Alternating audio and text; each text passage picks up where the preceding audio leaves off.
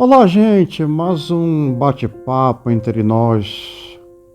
Primeiramente, agradeço a todos aqueles que me ouvem, né? Essas simples e humildes palavras. Vamos direto ao assunto. Bíblia, Novo Testamento. Primeira epístola do apóstolo Paulo ao seu amigo Timóteo. Capítulo 3. A partir do versículo 1. A tradução que eu tenho coloca um título para esse capítulo dizendo assim: As qualificações dos bispos e dos diáconos. Por quê? Porque a tradução aqui foi literal do grego. Que no grego a palavra episcopos, a tradução é bispo. Pastor de pastores. Mas aqui, Paulo não se refere tão somente aos bispos, aos pastores de pastores.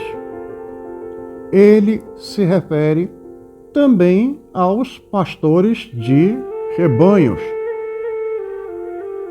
pastores de congregações, que não são bispos, que não são pastores de pastores, mas que estão à frente de um rebanho, de uma congregação. Vamos ler mais uma vez, primeira epístola do apóstolo Paulo ao seu querido amigo Timóteo, capítulo 3, a partir do versículo 1. Que na minha tradução diz assim: fiel é a palavra. Se alguém aspira ao episcopado, excelente obra almeja. Paulo diz assim: se alguém quer ser pastor, é um desejo excelente. E se alguém deseja ser pastor e está buscando o ministério, né? Querendo ter esse ministério, está se esforçando, né? Para que a sua vocação, o seu chamado, seja reconhecido pela congregação e ele receba a unção pastoral, excelente obra ele faz. Versículo 2. É necessário, veja, Paulo fala que é uma necessidade. É necessário, portanto, eu vou substituir a palavra aqui, bispo, por pastor, que o contexto é um só. É necessário, portanto, que o pastor seja, agora vem as características, irrepreensível, esposo de uma só mulher, temperante, ele tem que ser calmo, sóbrio, ele tem que ser equilibrado, modesto, ele tem que ser simples e humilde, hospitaleiro, ele tem que estar não só com o seu coração aberto, mas também com as portas da sua casa abertas para receber os membros do seu rebanho quando o procuram para aconselhamento, direção e também, inclusive, para receber pessoas, né, de outras congregações que venham, que lhe peçam, né? Naquela época tinha isso, né? Um membro da igreja de Roma ia visitar a igreja de Corinto, né? Então, uma exigência é a hospitalidade. Continuando, apto para ensinar. Tem que ter conhecimento da doutrina. Ele tem que estar apto para ensinar. ele tem que ter conhecimento das Escrituras, conhecer a interpretação das Escrituras, que é um ramo da teologia chamada hermenêutica. Ele tem que conhecer o contexto de cada livro da Bíblia, de acordo com a época em que foi escrito, de acordo com o local onde foi escrito, quem escreveu, aonde a pessoa que escreveu estava. Eu cito como exemplo o profeta Daniel, que escreveu o seu livro estando na Babilônia. Então, o pastor ele tem que estar apto para ensinar. Ele tem que ter qualificação intelectual. Ele tem que ter erudição, leituras acerca da palavra e da doutrina, para que ele possa ensinar. Vamos continuar. Não dado ao vinho. Não violento. Não violento. E essa violência não é só violência física. Violência na maneira de falar. Violência, por exemplo, quando ele repreende uma pessoa, quando ele corrige, quando ele disciplina, até mesmo a correção, a disciplina, não pode ser violenta nas palavras, mas se refere também a temperamento e também a comportamento em sociedade. E também o comportamento na sua vida privada. Ele não pode ser violento, não pode praticar nenhum tipo de violência, nem violência física, nem violência psicológica, nem violência emocional, nenhum tipo. Continuando o texto. Porém, cordato, inimigo de contendas. Inimigo de contendas. Contenda é briga. Para uma pessoa, no caso, vou falar aqui, um homem ser pastor, ele tem que ser inimigo de todo e qualquer tipo de briga, de confusão. Ele não pode gostar de briga e de confusão. Ele tem que ser, Paulo enfatiza, ele tem que ser inimigo. Né? Se tem uma coisa que o pastor deve odiar, é se envolver em briga, confusão, intriga. Ele tem que ser inimigo. Continuando, não avarento. Do ponto de vista financeiro e econômico, ele não pode pensar só em si próprio. Ele tem que ter bom coração para ajudar as pessoas, abençoar, inclusive financeiramente, uma pessoa que está precisando, né? Ele não pode pensar só no próprio umbigo. E aqui Paulo deixa claro, quando fala de avareza, se refere à questão econômica, patrimonial e financeira. O pastor ele tem que ter um bom coração. Tem que ter um bom coração, inclusive, para ajudar as pessoas financeiramente, economicamente, né? Um irmão, uma irmã que está sem dinheiro para comer, sem se alimentar, está precisando de um remédio, tá? Que seja uma necessidade real, né? Que ele veja realmente que é uma necessidade real. Continuando. E que governe bem a própria casa, criando os filhos sob disciplina, com todo respeito, pois, se alguém não sabe governar a própria casa, como cuidará da igreja de Deus? A primeira igreja é a família. A primeira congregação é a família. Eu vou repetir. A primeira igreja é a igreja doméstica. É a família, é a casa. Se ele não tem condições de governar a sua própria casa, que é a sua primeira igreja, como é que ele vai, veja, como é que ele vai governar uma congregação?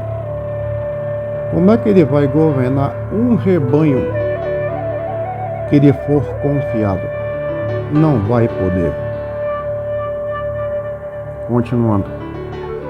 Não seja neófito, para não suceder que se ensoberbeça e incorra na condenação do diabo. Sabe o que é neófito?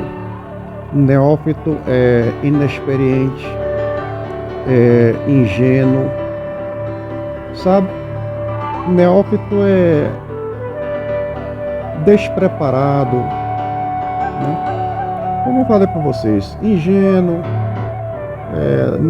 não está aprimorado ainda, não amadureceu, não tem maturidade, né? Não pode ser. Para ser pastor tem que ser pessoa madura. Madura não só na idade, mas madura na forma de pensar, na sua estrutura emocional, na sua estrutura psíquica, né? Tem que ter amadurecimento, independente da idade. Aqui não é questão, não está falando aqui de idade não. Amadurecimento mental. Continuando aqui o texto. Pelo contrário, é necessário que ele tenha bom testemunho dos de fora, a fim de não cair no opróbrio. Opróbrio é vergonha. A fim de não cair no opróbrio e no laço do diabo. Eu vou ler aqui de novo. Pelo contrário, é necessário que ele tenha bom testemunho dos de fora, a fim de não cair no opróbrio e no laço do diabo. Um pastor, ele pode ter inimigos? Pode. Ele pode ser odiado por muitas pessoas? Pode. Mas se ele tiver que passar por isso, ainda que seja odiado por multidões de pessoas,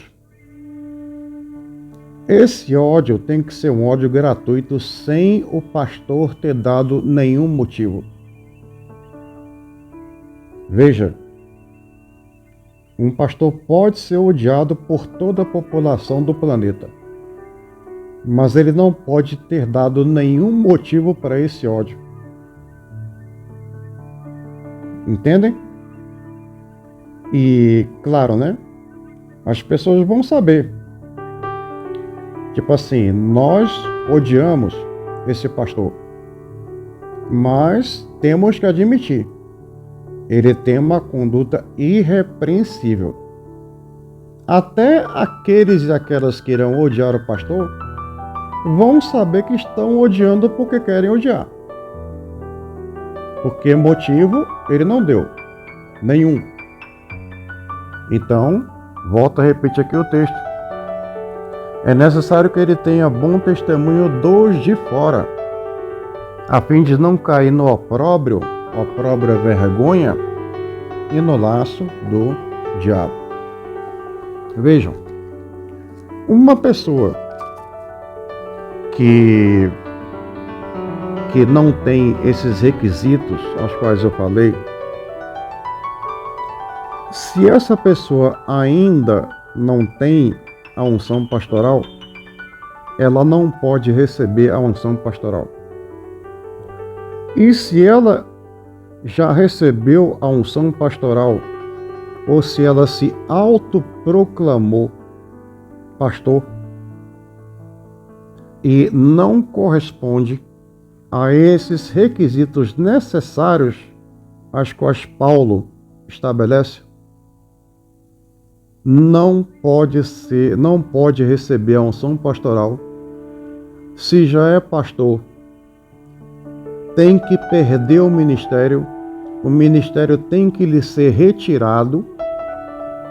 Se ele pertence a uma igreja que tem um pastor presidente, um conselho de disciplina, ele tem que perder o ministério.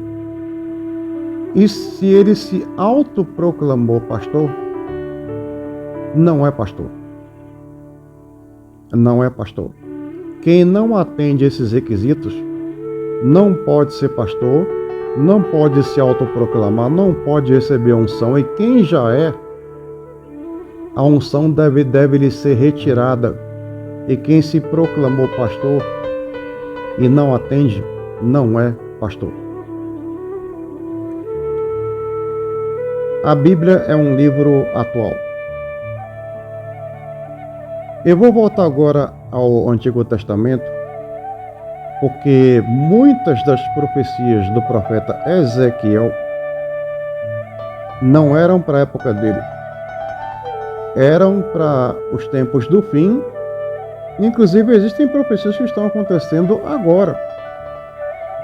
Agora, na época do profeta Ezequiel, séculos antes, já foi profetizado que iria acontecer de pastores serem motivos de escândalo, que é o que está acontecendo agora. E eu tenho postado isso no meu canal. Então, voltando aqui para o livro do Antigo Testamento, vejam que séculos antes, olha só o que o profeta Ezequiel, ele profetizou. O livro do profeta Ezequiel, capítulo 34, a partir do versículo 7. Portanto, ó pastores, ouvi a palavra do Senhor. Tão certo como eu vivo, diz o Senhor, Deus, visto que as minhas ovelhas foram entregues à rapina e se tornaram pasto para todas as feras do campo, por não haver pastor, e que os meus pastores não procuram as minhas ovelhas, pois se apacentam a si mesmos e não apacentam mais as minhas ovelhas. Portanto, ó pastores, ouvi a palavra do Senhor. Assim diz o Senhor Deus, aqui é Deus dizendo, eis que eu estou contra os pastores. Vou repetir, Ezequiel, capítulo 34, versículo 10. Assim diz o Senhor Deus, eis que eu estou contra os pastores, e deles demandarei as minhas ovelhas. O que é demandar? Eu vou retirar as minhas ovelhas deles. Ele não vai ser líder do rebanho. Eu vou tomar o rebanho dele. É o significado. Seguindo o texto. Porei termo no seu pastoreio. Termo é fim. Assim, eu vou encerrar o ministério dos pastores. Eu vou dar por encerrado. Não terão mais. Prosseguindo o texto. E não se apacentarão mais a si mesmos. Livrarei as minhas ovelhas da sua boca, para que já não lhes sirvam de pasto. Palavra dura, vou repetir aqui. Livrarei as minhas ovelhas da sua boca, para que já não lhes sirvam de pasto. Aí, gente, Ezequiel, Deus prossegue, né? Versículo 11. Porque assim diz o Senhor Deus, eis que eu mesmo procurarei as minhas ovelhas e as buscarei. Como o pastor busca o seu rebanho, no dia em que encontra ovelhas dispersas, assim buscarei as minhas ovelhas. Livrá-las-ei de todos os lugares para onde foram espalhadas, no dia de nuvens e de escuridão. Gente, séculos antes do apóstolo Paulo ter estabelecido os requisitos necessários para o ministério, já havia uma profecia para o que iria acontecer depois mais de, digamos, 2000 anos depois de Paulo. Essa profecia aqui, vejam, mais de 2000 anos depois de Paulo, vai acontecer. Muita gente, muito pastor vai deixar de ser pastor, vai perder ministério. Muita pastora vai deixar de ser pastora, vai perder ministério. Muita gente vai perder ministério. Isso vai acontecer. Isso vai. E também, esses ensinamentos servem para, digamos assim, quem já congrega, né, já está sendo acompanhado por um pastor. E quem está procurando congregar, observe a conduta do pastor ou da pastora. E quem congrega também, observe também. Se a conduta corresponde a esses requisitos estabelecidos pelo apóstolo Paulo, por Deus através de Paulo, não é pastor e não é pastora. E se você que não congrega visita uma igreja e começa a observar que a liderança não corresponde a esses requisitos, sai dessa igreja. Essa pessoa não tem ministério. Essa pessoa não tem unção pastoral. Não está apta para o ministério. Grande abraço. Que Deus nos abençoe a todos e tenha misericórdia de todos nós.